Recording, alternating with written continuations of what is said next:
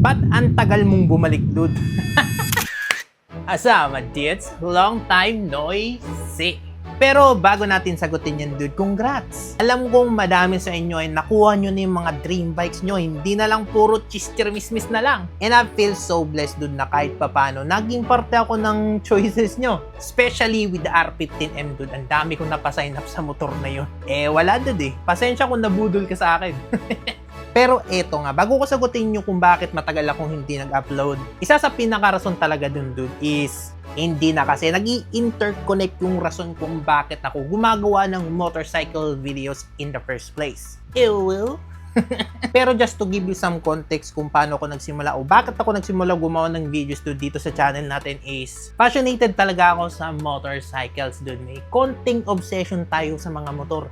Kaya kung mapapansin nyo dude sa majority ng mga ginagawa natin videos dito is lagi tayong updated sa mga chistirmismis na bagong motor. Kung alam nyo lang doon yung mga pinapasok kong mga website na hindi ko na maintindihan yung lingwahe just to get some idea sa mga bagong paparating na motor. Wala, yung may obsession tayo sa motor so kahit hindi natin lingwahe, pinapasok ba rin? And that's the reason bakit medyo nauuna tayo sa chistirmismis kasi chismoso tayo.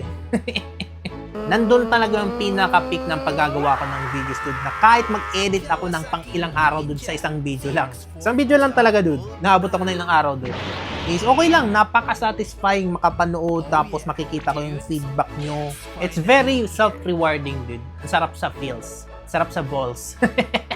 Even though hindi tayo kumikita ng malaki dude, pambayad lang sa internet, pang necessities lang, still, for me, it's very rewarding pa rin na na-express ko yung passion ko sa motor.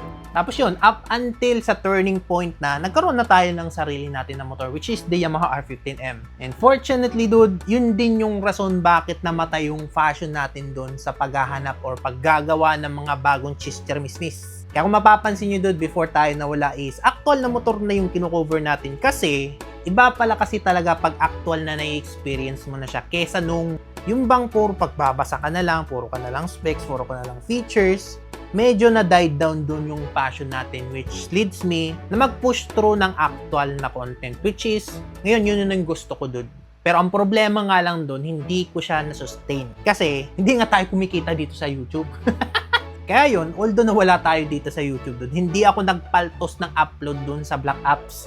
Fortunately. At dun din ako na unang nag-face reveal. And still, kahit na nagpo-promote tayo dun ng affiliate, still, gumagawa pa rin ako ng content pero more on actual na paggamit na ng motor. Yung feedbacks, yung facts, tutorial, and other else. So yun dude. I apologize kung medyo nawala tayo dito ng 2 years. Pero ngayon, I'm planning to get back. Gusto ko ulit gumawa ng content doon. Actually, nakapag-shoot na ako ng mga big bikes. At na-miss ko doon humawak at gumawa ng contents. Naramdaman ko ulit yung pakiramdam nung unang nagsisimula pa lang ako sa YouTube na puro talaga pagpupush ng passion sa motor. At sabi ko talaga doon sa sarili ko, if ever babalik man ako sa YouTube, it will never be about the money. Hindi ka kasi talaga makakagawa ng magandang content kung puro lang talaga yun ang iisipin mo. Kaya first talaga dapat passion muna and second lang syempre yung income. Kaya ngayon medyo nasusustain na natin siya, magagawa ko na yun dude. And I hope dude na sana kasama ko pa kayo dito sa bagong journey natin sa pagbabalik loob ng paggawa ng contents. Pero don't expect too much ng gaya nung ginagawa natin dati kasi sobrang time consuming talaga yun dude, hindi na natin yun kaya ngayon. So if you're still interested dude sa mga motorcycle content natin, well, you can follow me na lang dito sa TikTok, Facebook, and dito sa YT.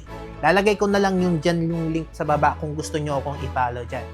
So, with that being said, my dudes, long time no see. Congrats sa mga bagong motor nyo ngayon. And I guess, see you ulit na lang sa mga upcoming chistirmismis natin.